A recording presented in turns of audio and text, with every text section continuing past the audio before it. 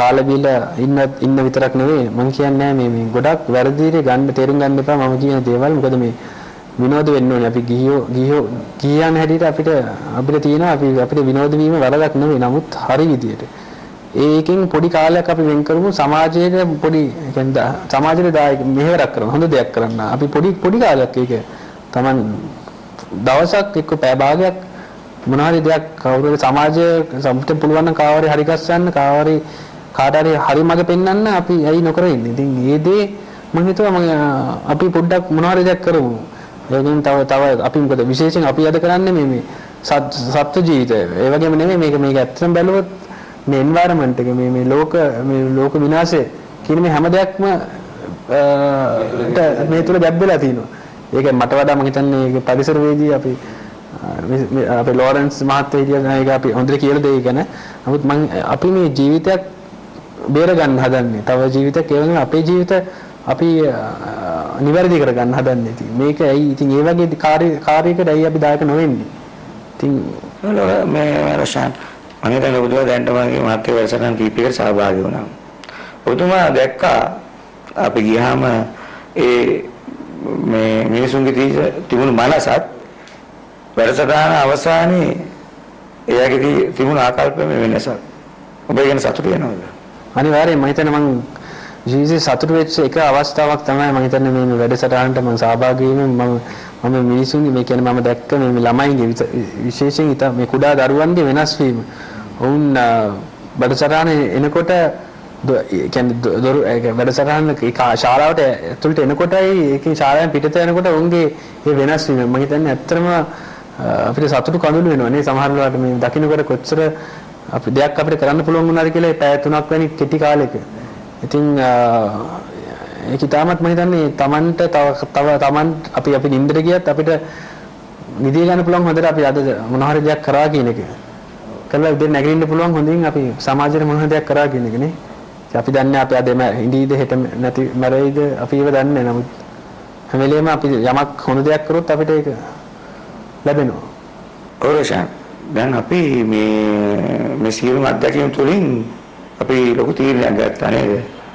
මේ යෝනි සංවිධානය අරහා මේක තවත් රටේ දියත් කරන්න. එතෙන්දී ඔබතුමා මගේ යෝජනාව ඉස්මුදුනේ පිළිගත්තා. මොකද ඔබතුමාගේ තියෙන කාර්යභාරයත් එක්ක ඒ වගේම මේ තරුණයන්ට උපදේශකත්වයක් දෙන්න ඕනේ. මොකද කොච්චර නිර්මාණසුනා සමහර තරුණ වයසට 70 මීටර දුවන ඇත් එක්ක වැඩ කරන්න ඕනේ නේද රෂාන්? එතෙන්දී ඔබ වගේ මේ රට ගැන දන්න හොඳ පළපුරුද්දක් සමාජය ගැන පළපුරුද්දක් ඇති පුද්ගලෙක් හැටියට මම ඔබගෙන් ඉල්ලීමක් කරා රෂාන් මේ ශ්‍රී ලංකා අවිහිංසාවාදී මහා සංගමේ යෝන් උපදේශකත්වය අරගෙන මේ වැඩසටහන ලංකාවේ නෙමෙයි පුළුවන් නම් ලෝකේ උනක් කමන්නේ මේක පවත්වන්නේ කියලා. එතෙන්දී ඔබ ඒක බොහොම ආසාවෙන් සතුටින් බාරගත්තා. ඒ ගැන ඔබ යමක් කියන්න තියෙනවද?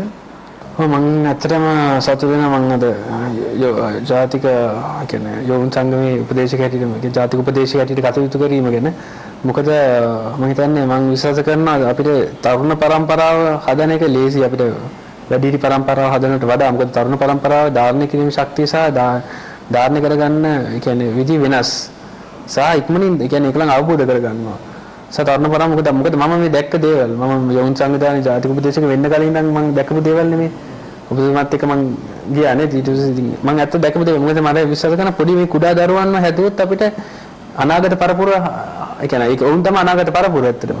ඉතින් කුඩා දැන් මේ ඉදිරියේ අපි මේ රට බාර ගන්න කට්ටියව අපි හැදුවොත් මම හිතනවා ඔවුන්ගේ දරුවන් ඔවුන් මව්වරුන් පියවරුන් දවසක වෙනකොට ඔවුන්ගේ දරුවන්ට ඔවුන් මේ අපි කියලා දීපු දේවල් ඔවුන් ඒ විදිහටම ඔවුන් ඒවා පිළිපැදී කියලා. ඉතින් අන්න එහෙමයි සමාජයක් හැදෙන්නේ. ඉතින් ඒකයි මම හිතුනේ තරුණ යෝන් සංවිධානය උපදේශක හැටියට කරලා මට පුළුවන් විදිහට මගේ උපරිමයෙන් මට මොනවාරි දෙයක් කරන්න පුළුවන් නම් කියන දේ ඇතුව තමයි මම මේ දේ බාරගත්තේ. ඉතින් මම බලාපොරොත්තු වෙනා තවත් තරුණයන් තවත් අපිත් එක්ක එකතු වෙයි කියලා මම ආරාධනා කරනවා. අපිත් එක්ක ඇවිත් එකතු වෙලා අත්වල බඳගෙන මේ කියන්නේ මේ අපි සමාජය කියන්නේ හොඳ සමාජයක් අපි හදමු. රොෂාන් මේ ඔබතුමායි මායි විශේෂඥ වෛද්‍ය අසංක ජයරත්නයි අපේ ස්වාමීන් වහන්සේ එතන මේ මුළු ශ්‍රී ලංකාවම බලන ජනප්‍රිය වැඩසටහනක් තියෙනවා මේ TN රූපවාහිනී බීදොර කියලා. ඔබ එතින්දි තිලීමක් කරා තරුණයන්ට. ඒ ඉල්ලීම තුළ පැය 24ක් ඇතුළත දුරකථන කෝල්ස් 200කට වැඩි ඇවිල්ලා තියෙනවා. මේ සංවිධානය කොහොමද කෙසේද අපි මේකට සම්බන්ධ වෙ යුත්තේ මොනවද ප්‍රතිපත්ති කියලා.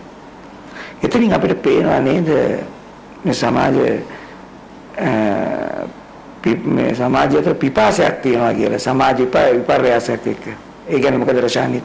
අනිවාර්යෙන් මම හිතන්නේ මේ අපි අද සමාජයේ මේ හොඳ නරක කියන දෙකම තියෙන කියන්නේ මේ හොඳ නරක දෙකම තියෙනවා. ඕනම සමාජයක. නමුත් අද මම හිතන්නේ මේ ගොඩාක් තරුණයන් විශේෂයෙන් තරුණයන් ගොඩාක් පිළිගන්න තියනවා මේ අපි මේ අවිහිංසාව කියන දේ වැරදි කියන එක. ඉතින් මට පේන්නේ කෝල්ස් එනවා කියන්නේ මම හිතන්නේ ගොඩ ඒ පිපාසය ඒකලන්ටත් අවශ්‍යයි යම් වෙනසක් කරන්න සමාජයට අපෙනුත් පොඩි දෙයක් කරන්න පුළුවන් අපිත් දායක වෙන්නම් කියන කට්ටිය තමයි මේ කෝල්ස් කරන්නේ. කෝල්ස් දෙන්නේ ඒකලන්ට හැකියාවක් නෑ කියන්නේ අපි මේ වගේ දෙයක් කරන්න මේ වගේ සංවිධානයකට එන්න අවශ්‍යතාවය තමයි අපිට දැක්කේ. ඉතින් අද සමාජයේ ඉන්න හොඳ කට්ටිය මම හිතන්නේ මම නෑ කියන්නේ නෑ.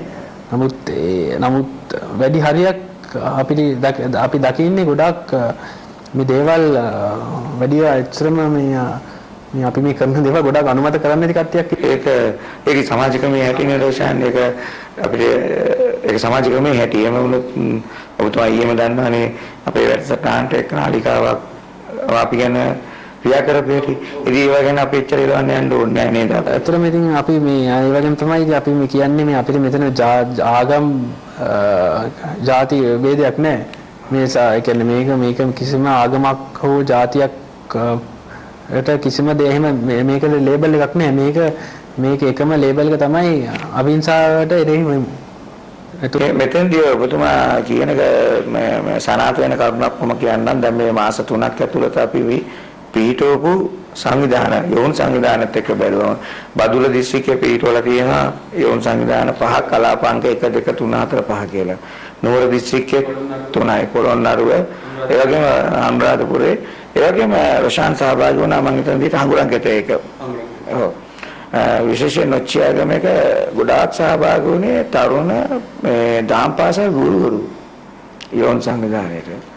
ඉතින් අද ඒ අය අපි මේ යෝන් සංවිධානය අර ඔබතුමාගේ උපදේශකයට එක්ක අපි මේක යම් අරමුණක් තියෙනවා. මොකද අරමුණ මේක සමාජගත කරන්න. එහෙම කිව්වොත් මම නිවැරදි නේද? විශේෂයෙන් ගම් මට්ටමින් අර තරුණයන්ට පුළුවන්. මොකද අර තරුණය කියන එක අහන ආරෝෂාන්. මොකද ඉස්සර දෙමාපියෙක් තමයි දරුවෙක් යාමක නිර්මාණය කරේ. හැබැයි අද නම් දරුවන්ට වෙලා තියෙන අම්මලවත් යාමක අරගෙන යන්නේ කිව්වොත් ඔබතුමා ඒක දැක්ක නේද?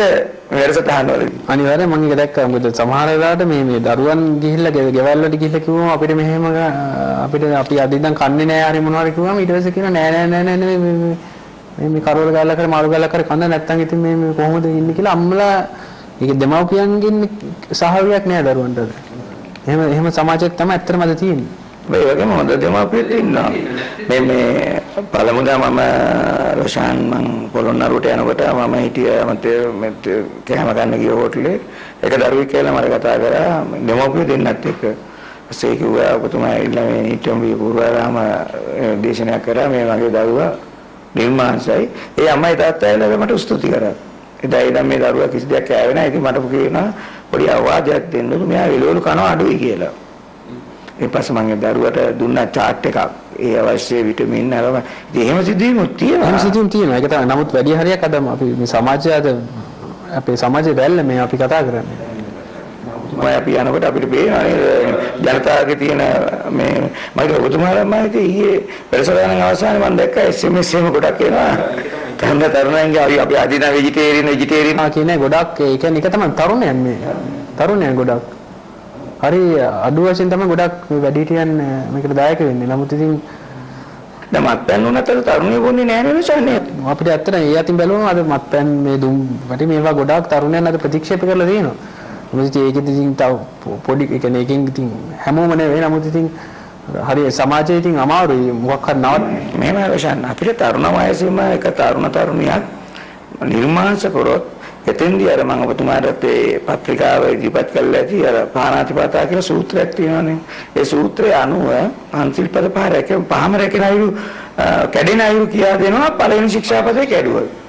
ඉතින් පස්වෙනි එකත් එහෙමයි.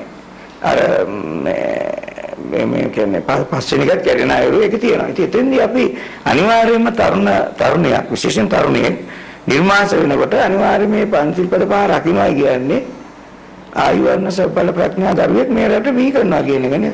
දැන් ඕනම තරුණයෙක් ආසයෙන් ලස්සන වෙන්න. ඕනම තරුණයෙක් ආසයෙන් දීර්ඝායුෂ ලබන්න. කිසි කෙනෙක් කැමති නැහැ අවුරුදු 40 50 45 පෙන්නට පස්සේ මේ රෝගාතුර වෙන්න. ඉතින් අපි එතනට රොෂාන්ගෙන් අවසාන වශයෙන් මම ඉල්ලන්නේ මොකද්ද දෙන්න අපේ තරුණයට පණිවිඩය අපි මේකට එකතු වෙලා මේ සංවිධාන ජාලය ගොඩනගමුද ඒ තුලින් හොඳ බුද්ධිමත් සමාජයක් ගොඩනගමුද කියන එක තරුණයෙක් හැටියට අවසාන වශයෙන් ඔබතුමාම මේ ප්‍රකාශය කරත් හොඳයි කියලා මම හිතනවා. ඔව් ඉතින් මට කියන්න තියෙන්නේ ඇත්තටම ඉස්සෙල්ලා අපි මම තරුණයන්ට දෙන්න තියෙන එකම ආවාදේ තමයි මේ අපි කියන්නේ මේ නිර්මාංශ වීමත් සමගම මේ මද්ද්‍රව්‍ය මේ මත්පැන් කියන දේෙන් අපි වළකිමු. වළකලා ඒ වලින් ඉස්සෙල්ලා අපි වැළකෙන්න ඕනේ. මොකද තමන්ට හැමෝටම තියෙනවා අපිට තියෙන ටාගට්ස් අපේ තියෙන ජීවිතේ යම් බලාපොරොත්තු තියෙන මේ බලාපොරොත්තු වලට යන එක නවත්තන්නේ මෙන්න මේ දේවල්. අපි කෙනෙක්ට කියන්න පුළුවන් ඇයි මේ නිර්මාංශ වීමන්නේ නැත්තම් කොහොමද යන්න බැරි කියන එක. මොකද ඒකෙන් ඇත්තටම අපි අර කලින් කිව්වා වගේ ලොකු දෙයක් වෙනවා මේ තමන්ගේ මේ ලේවල්ට එකතු වෙන විස. මේ වලින් තමන්ට මේ රාගය, ද්වේෂය මේ කියන හැම දෙයක්ම එකතු වෙනවා. ඉතින් ඒක නිසා මම කැමතියි කියන්න මේ තමන් සමාජයේ කියන තමන්ට තමන්ගේ අභියෝග වලට යන්න නම් තමන්ට මේ කියන වැරදි දේවල් වලින් අපි ඉවත් වුණොත් Tamante අභියෝග වලට යන්න එක ලේසි. ඉතින් එච්චරයි මට කියන්න තියෙන්නේ. ඔව් චාන් මම බොහොම කැමතියි අද මම සතුටු වෙනවා.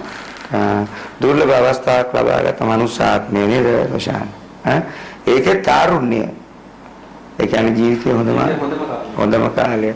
අපි මේ වගේ පණිවිඩය දුන්නොත් මේ මතයට આવොත් නේද රොෂාන්?